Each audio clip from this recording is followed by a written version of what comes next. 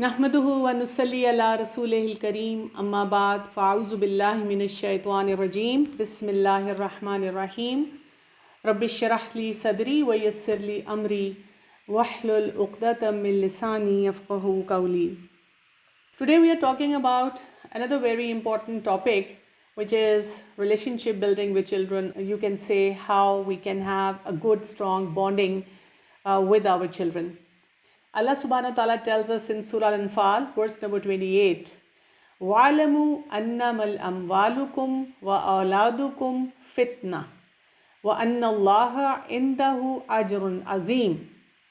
And know that your possessions and your progeny are but a trial, and that it is Allah with whom lies your highest reward. So what basically we need to understand is, when we are talking about developing relationship with children, it's not an easy job. How do we define fitna? Fitna is a trial or a test. It's like when you purify gold. We put it in a container which is on a high temperature so that all the impurities, they are washed off, and then we have that gold in a very pure form. So similarly, when we're taking care of our children, we will always be put on trial. One thing that you have to do is, as a parent, just erase this when you write I can do it to I can do it. You remind yourself, tell yourself that I have to do it. I don't have any other option. I'm a parent. This is my job. I have to not only do it as a compulsion, but I have to do it so as to enjoy it. Let's look into certain parenting confusions. One parenting confusion is, how do you lay a groundwork for a lifelong relationship with your children? It's not easy. You want to have enough time at hand to love your children, to share their joys, also sort of provide them right support when they are disappointed about something. And in these times, it is becoming more and more challenging. Why? Because obviously everyone is home. Our workload, we thought if we are home, like some people say these days that we are on vacation, but no, there is no vacation for the moms. The workload has definitely increased and multiplied. We don't know how to give hugs and encouragement to our children. Small story which I have tried and tested many times, especially with my teenage students. When I take their session related to how they can have a good relationship with their parents, and end of the session when they're really pumped up, I usually tell them, pull out your phone, make a phone call to your mom or dad and tell them you love them. Apologize or say something really sentimental, something that you cherish with your parents. And majority of my students, they somehow refuse to do that. They just give me this blank look and they say, I don't know, I can't write this thing to my parent, or I don't have a relationship with my parents. Some kids, they come to me with tears in their eyes, telling me that they tried it and the parents obviously were taken aback, but they also got very emotional. We also have to see that all the pains that we take for our kids, is it worth the all effort that we put in? We also need to understand why disobedient and unappreciative of everything that we take care of them. And that is why we sometimes are not able to develop relationship with them, because of their ingratitude. And in the whole process, parents definitely feel a burnout. Now, please do remember, when we're taking care of our children, we want to have a success as a parent. So we need to go for win-win philosophy. And what is this win-win philosophy? It's about give and take. When you say, I want to take care of my kids and I want everything happening in the best possible manner, then everything that I tell you is something that you give out to me. No. What we need to understand over here is, when we do something for our children, or we expect them to do something for us in the name of discipline, then our children also have certain expectations from us, or there are certain things that we will also have to do for our children. Okay, now let's try to understand why this loving, nurturing relationship is important. Is it only important because we want them to do certain thing, like we want them to be listening to us or obeying us, pray and they pray, we tell them to do another certain thing and they do it? Now remember this thing, that children, they shape up their relationship based on what they see in the world around. We tell ourselves, this is my job, Allah subhanahu wa ta'ala has given me this job, so inshallah, if Allah wills, I will carry on with it. So parenting confusions, a lot of them, we don't know where to draw the balance, where to be good loving parents, where to look at their disappointments, or channelize ourselves or channelize our children, and in the whole process we have a burnout. So we need to have a win-win philosophy, and we need to understand why loving, nurturing relationships are very important for us. Number one thing, because through relationships, children, they learn about this world. Now, because a lot of time when the parents, they're thinking about improving the relationship, honestly speaking, what I feel they are thinking about is that they want children who listen to them, who do whatever parents want them to do. But the purpose of having these relationships is we want children to be healthy throughout their life. Also remember this thing, through relationships, children learn to express themselves. Well, right now we're talking about parents having a bonding with the child, but I would also bring in like siblings. They don't have this bonding among themselves, and siblings are always in a fix. Parents are in a fix related to the sibling, but we have to understand that in this dealing, they learn how to deal with different scenarios.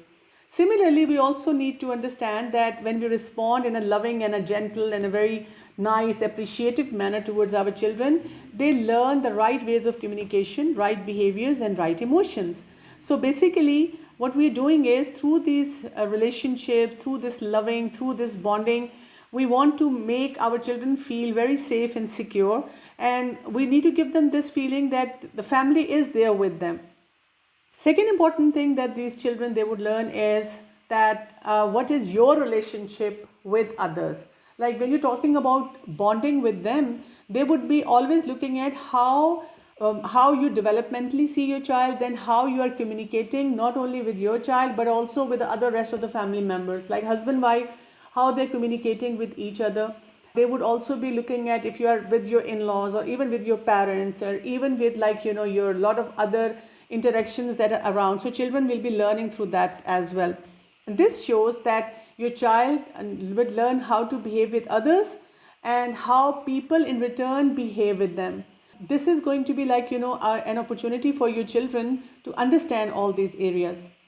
So there has to be positive parent-child relationship. This is what we focus on. And how do we do that? If you focus on these three areas, that is going to bring in that strong bonding with your child no matter what the age is. Number one, being in the moment with your child. This is something that is practiced a lot in these times, which is called mindfulness. So when you are mindful, you are living in the moment with your child, that's when you start seeing results. Secondly, what we understand is we need to learn to spend quality time with our children.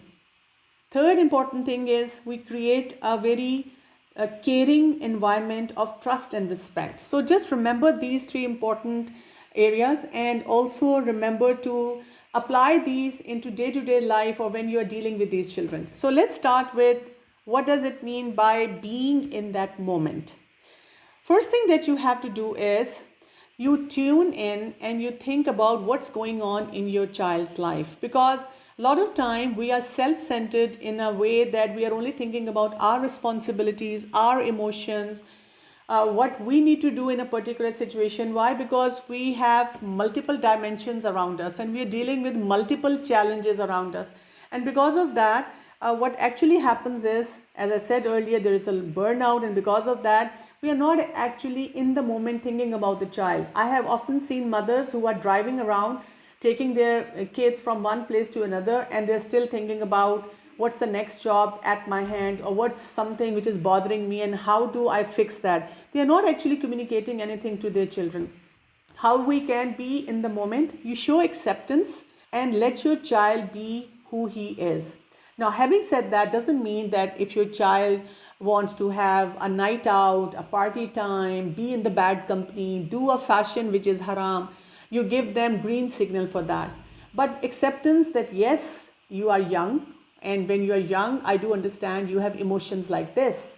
Acceptance that yes, I do understand your temperament, but at the very same time, I also understand how I'm going to be dealing with this temperament. I need to learn to deal with this behavior. So acceptance. Second is you notice what your child is doing and you comment on it in an encouraging manner. A lot of time what happens is whenever you go around and you're trying to talk to your children, for example, you go in the room of your child.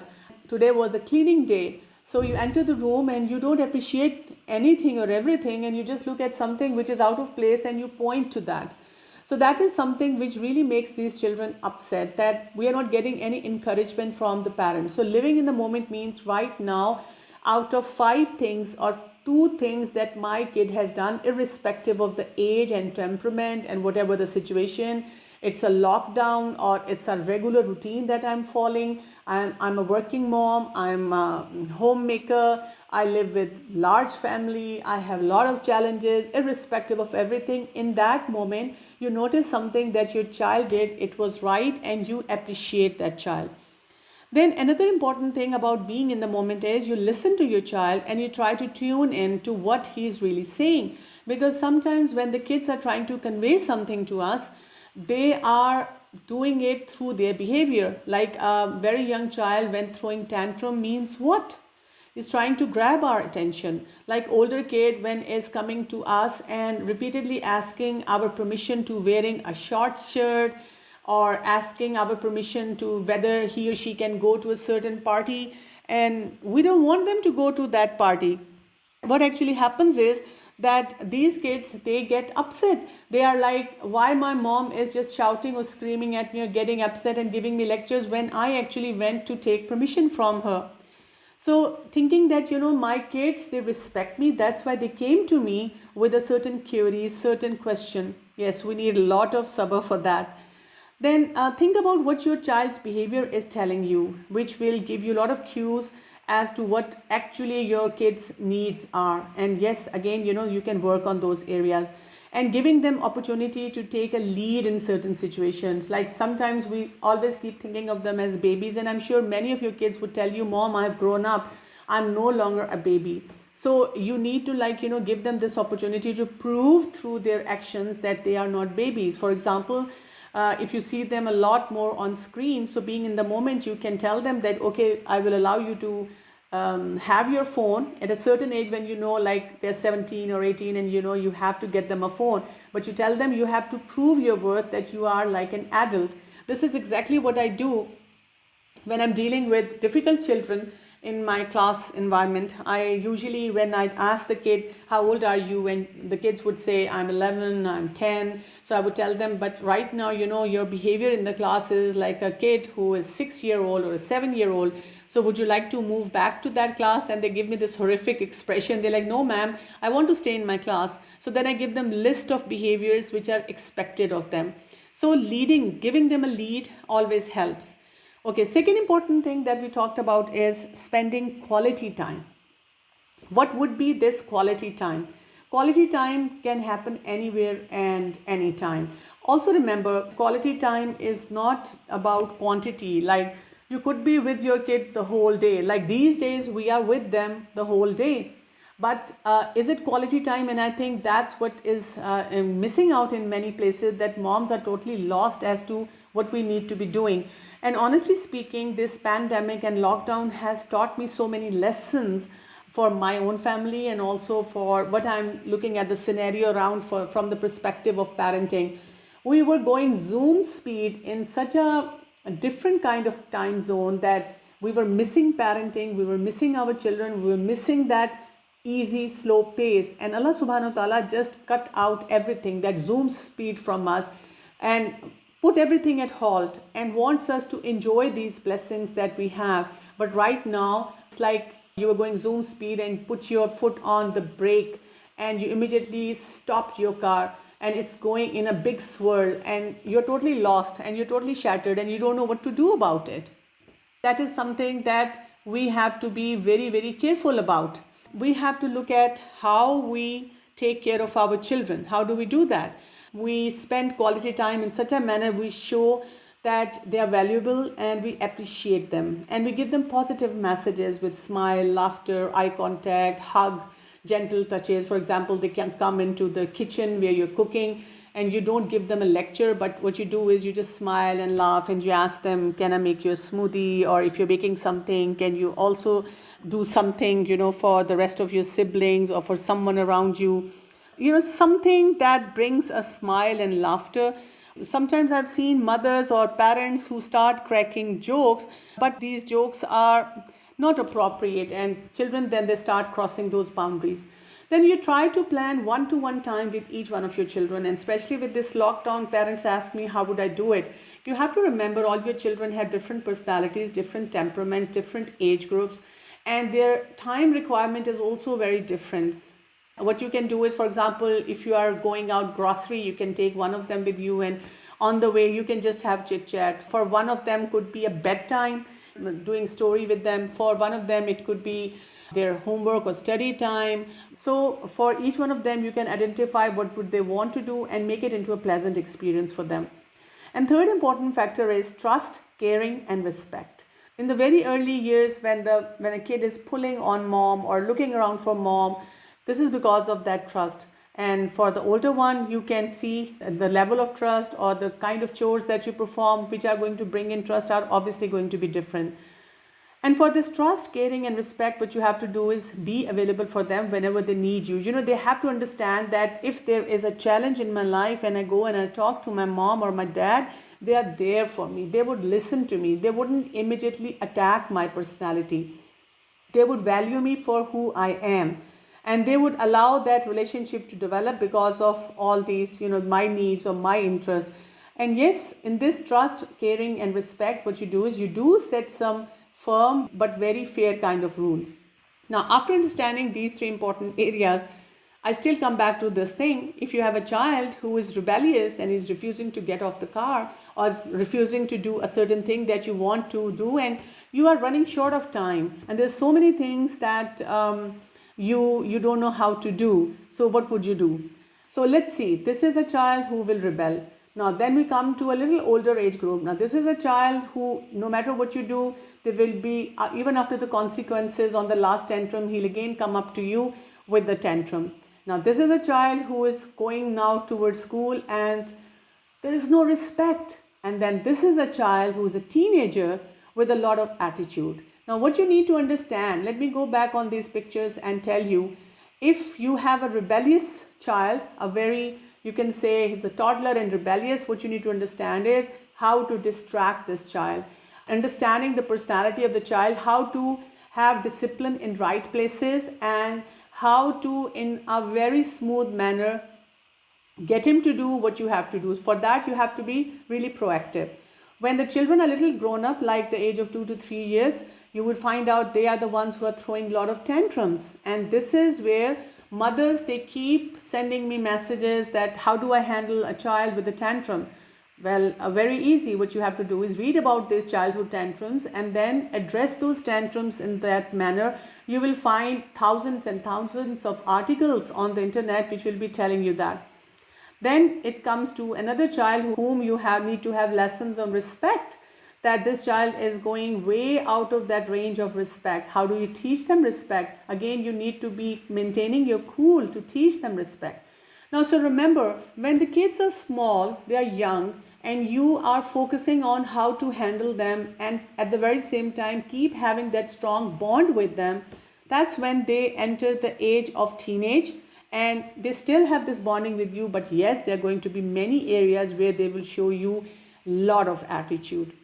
But if you have not been able to handle all those areas when they were in the toddler age group, when they were throwing tantrums, when they were disrespectful, when they were young, and so many other places, then your challenge is going to multiply. But inshallah, during this session, we are going to be talking about how would we handle these situations. There are certain principles which apply whether it is a toddler, whether it is a school-going kid, elementary classes, junior high, high grades, whatsoever, which includes be there in the moment, which includes trust and respect, which includes having some quality time with them. So you encourage and you give choices and you set limitations to them. Now children, they need thoughtful guidance and firm enforcement of limits. So, especially with teenagers, if you are more interested in teenagers, as I said, the same formula applies for every age group, if you ask me. But yes, teenage is a little more challenging than the rest of the ages. So for children, whatever age, and especially if teenager, you have to, whether when you tell them, yes, I would allow you, or yes, if you do that, you will get this permission, you have to think of all the consequences, all the strings attached before you say yes or before you say no. A lot of time what the children do is they sit on your head and they're trying to be like a pleaser for you. They're trying to talk to you in a softer tone because they need certain permission from you, or they're trying to apply certain pressure on you. So what you can do is, when they want the answer there and then, it is very simple for you to immediately say, give me like a day or two and let me think about it, and then I'll get back to you. And in that time frame, obviously you can take some advice from someone, you can think about it, you can discuss it, you can look into the pros and cons of it.